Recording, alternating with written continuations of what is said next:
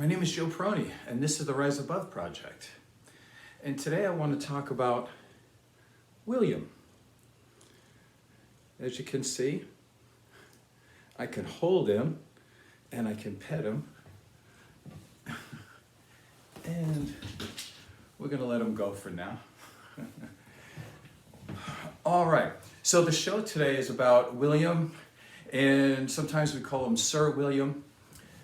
And the reason why I thought Will would be a good name is because he's Ferel. So Will Ferel, get it? So today I want to talk about some of the lessons that can be learned from William. Now William is a feral cat. I had to look this up because I didn't know the difference between a feral or a stray. Now a stray cat has had human connection and has been socialized at least a little bit, but then in some way, shape, or form they've lost their home. William, on the other hand, is feral. He's an unsocialized cat. He's never had human contact that I know of.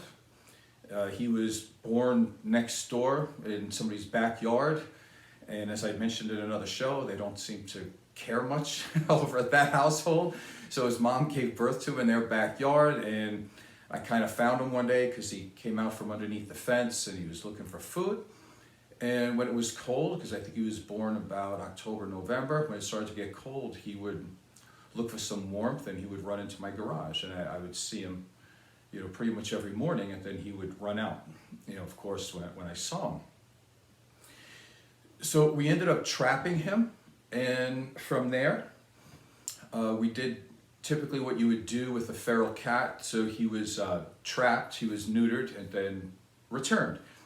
What I read is that feral cats have about maybe 2 to 3 years to live if they're just put out on the environment.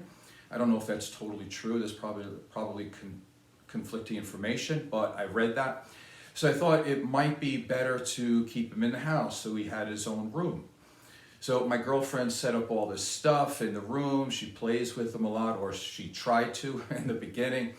And so he has his own room, and he's about 2.5 years old now. So this has been a long time coming in order to get him to this stage.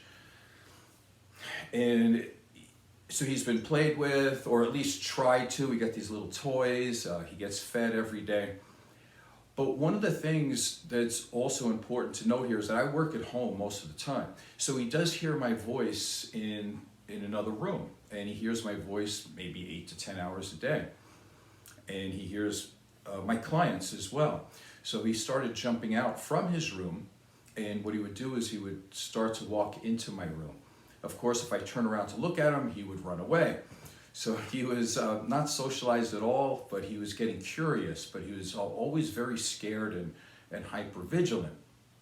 Now, what I've read about feral cats is that it's virtually impossible to get them to be socialized to where you can touch them or hold them and things like this, and they don't purr. Part of it is because I think their mothers discourage that, because out in the wild, if you purr, it could bring around predators. However, this is different. He's been getting better all the time. And throughout this time, he couldn't be touched, he was aggressive, he was scared, he never purred. But every day he's becoming more and more social. So what is the big lesson for today? There's a lot of lessons, but I want to keep it down to one to keep the show a little bit short for today. And as my dogs are trying to chime in here. But the lesson here is that we all want to have a healthy and necessary adaptation to our environments. So here's the question then. Is it healthy to be hypervigilant? Healthy to be mistrusting, paranoid, suspicious, angry, prone to trauma responses such as flight, fight, or flight? And the answer to that, if you can believe this, because really what I'm trying to talk about here too, when we're dealing with human beings, is that when we're dealing with complex post-traumatic stress disorder, you're going to see the same type of symptoms as you do with a feral cat, if you can believe it. So again, is it healthy to be hypervigilant? Well, there's 2 answers to this. The first answer is yes, absolutely. If your environment is unsafe, insecure, chaotic, lacking love, lacking healthy connection and attachment, and you have no security. And a lot of people were living in that environment. Thus, they have complex post-traumatic stress disorder symptoms. Now, I wouldn't say that that's necessarily a bad thing. Those are coping skills, and I would even go as far as to say that they're not coping skills, they're survival skills. It's 100% necessary for that environment. So when we look at Sir William, the feral cat, when we see all of these symptoms, it makes 100% sense that he would be hypervigilant and angry and prone to violence and fight or flight all the time. It makes sense. He needed that in order to survive. However, all of these symptoms, if you live in a healthy environment, a loving, supportive environment, where there's healthy connection and attachment and you have nurturing, then all of the symptoms I just mentioned are not going to be helpful in any way, shape, or form. An example of that would be is, let's say you lived in a tough environment when you were younger, but now you're older and you want to be in a relationship and you meet somebody who's nice and caring and you want to move the relationship forward. Well, if you're extremely hypervigilant, you probably don't trust people, which means you're not going to be vulnerable with people, and therefore there will be little to no intimacy, and you're going to end up self-sabotaging your own relationships. So therefore, what's the fix on all this? Well, it's to be adapting correctly to each and every environment that you're in. And I see this time and time again with people that are older. And they'll say, well, that's who I am, that's what happened, and therefore this is what I am. I don't like these type of people, I don't trust people, I'm very suspicious and paranoid of people. Well, if you want to carry that on through life, how are you going to expect to have a loving, caring relationship with anybody? You're not. That's the answer.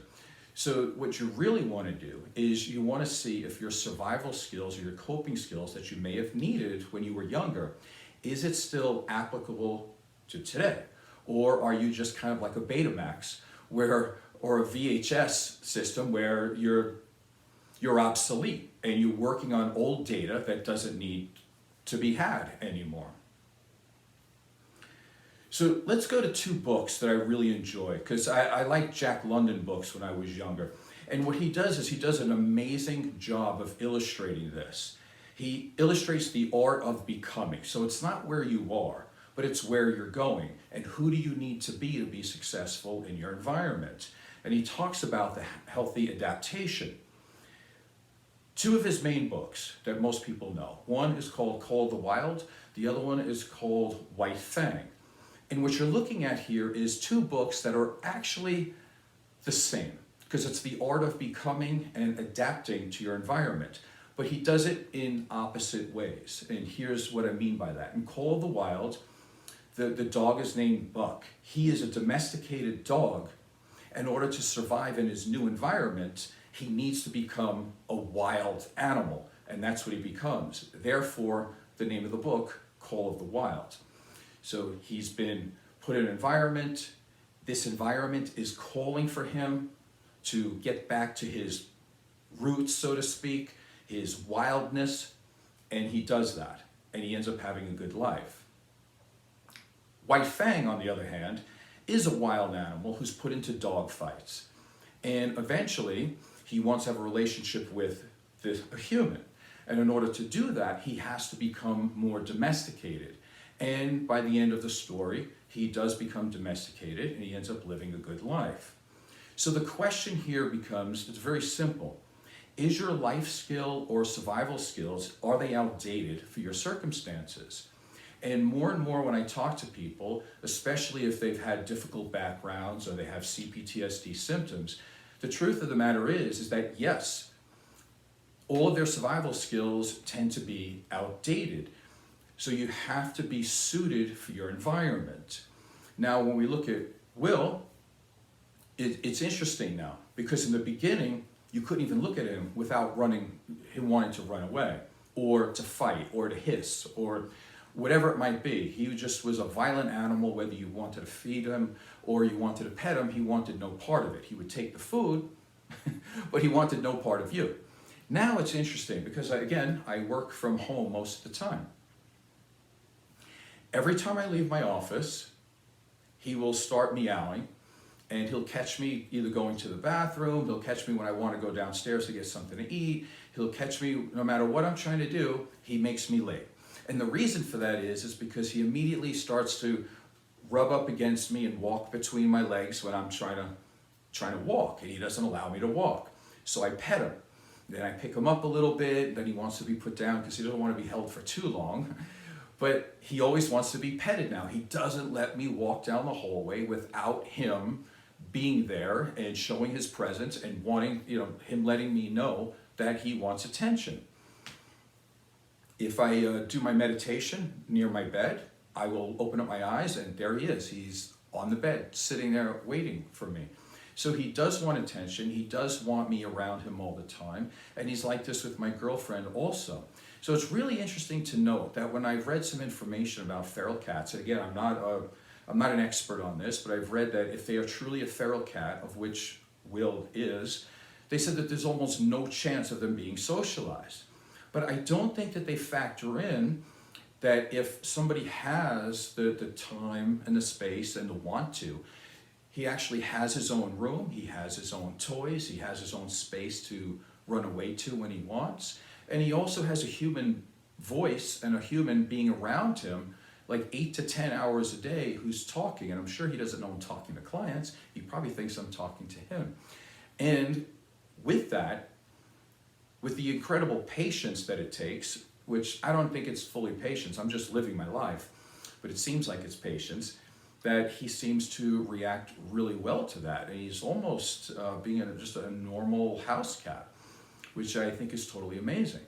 And so again, going back to the lesson for today, I find this amazing because I have Nelson, who's a dog, and he was rescued. In the beginning, he was completely anxious, he had social anxiety, he had a lot of behavioral problems. But once he knows that he's in a loving, caring, nurturing environment, and it took a few months, all of a sudden he's a completely different dog. And you have to wonder why people get so stuck in the past with their traumas. They can meet a tremendous amount of really good people who could either help them in some way or just be a good partner to them in some way, a good companion, a good friend. And they end up turning these people away because a lot of their behaviors and actions are something that had really been manifested at a very young age, and they choose, sometimes consciously, but sometimes they're unconscious too, I could admit that. But a lot of times they're still acting under their old programming, and thus they're sabotaging their lives. So to finish this up, to make this show relatively short today, that was Sir William the Feral Cat, teaching us how that you need to be open to change and you need to know how to do a healthy adaptation to new environments. If the environment asks you to be a wild animal, then you need to be the biggest, baddest, best, fast, most wild animal that you can be. However, if your environment is safe and secure, then you need to rise above that and to be the best that you can be in that environment. So again, survival of the fittest, Charles Darwin, he didn't mean the biggest and he didn't mean the strongest. Survival of the fittest actually means being able to adapt to your environment. So that's the lesson for today. Hopefully that was beneficial. My name is Joe Peroni, and this is the Rise Above Project. Thank you.